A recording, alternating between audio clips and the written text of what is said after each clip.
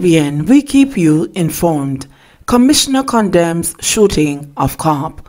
Commissioner of Police Major General Anthony Anderson says he condemns all acts of violence against the police and warns the public to desist from such activity. His statement follows a shooting incident in which a police corporal was shot and injured in Clifton, Greater Portmore, St. Catherine on Friday, March 20. Reports are that about 9:45 p.m. the corporal was attacked by a group of men who opened gunfire, hitting him in the abdomen. The injured policeman reportedly drove himself to the security checkpoint where he was assisted to the hospital. While investigations are ongoing, the police are asking people with information to call Crime Stop at 311. Decomposing body found in Clarendon. The body of an unidentified man was found in a state of decomposition in an open common on Hazard Drive in Maple, Clarendon on Friday, March 20. It is of dark complexion, thin build, and about 5 feet 8 inches long. Police reports indicate that about 11:40 a.m. residents stumbled upon the partially decomposed body and summoned them. Upon their arrival, the body was seen clad in a yellow shirt, white merino, and a plaid underpants. The scene was processed and the body was removed to the morgue pending a post-mortem examination. The police are investigating. Firearms, several rounds of ammunition seized in Kingston 10.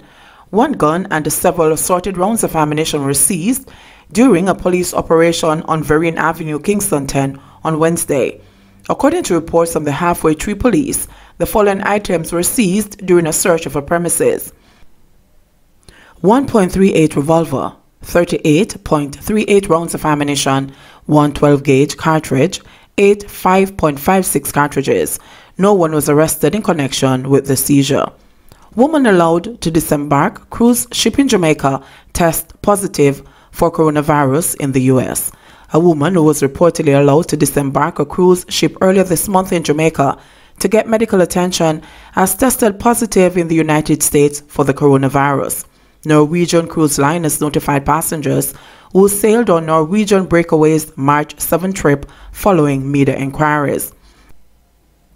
NBC affiliate in Orlando, Florida, West 2 News said the woman reported being ill and was taken to the ship's sick bay. The doctor on board the ship sent the woman to a hospital in Ochirai, St. Anne when they docked on March 10. The woman did not re-embark. She was then flown to Broward Hospital in Fort Lauderdale, Florida, where she was diagnosed with COVID-19. A statement from the cruise line said it had no knowledge of the guest's condition until it was made aware of it by the Centers for Disease Control.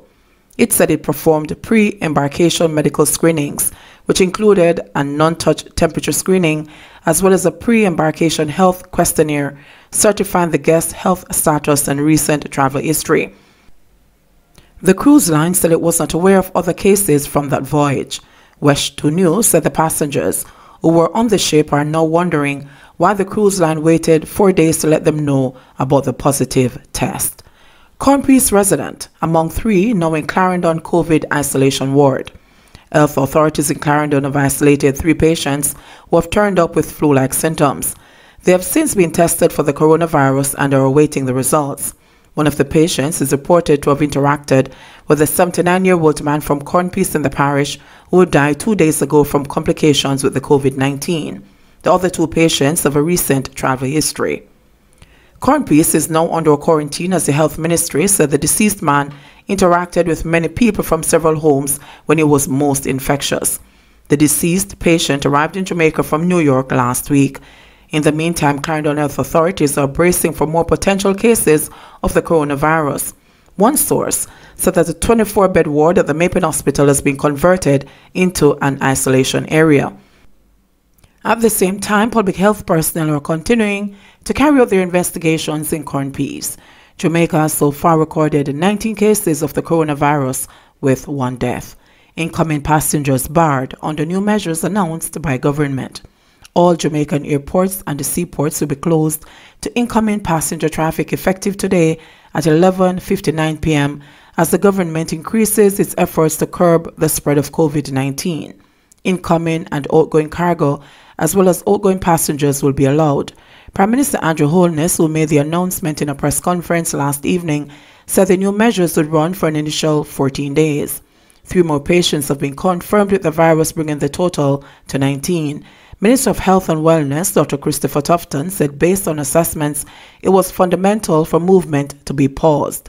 All countries of the world are imposing restrictions on our attempt at trying to manage the potential crisis that we face, as to include reduction in the movement of persons, Tufton said. The newly confirmed patients are a 38-year-old male who is a U.S. citizen with a travel history from Boston and a 30-year-old female who traveled from New York.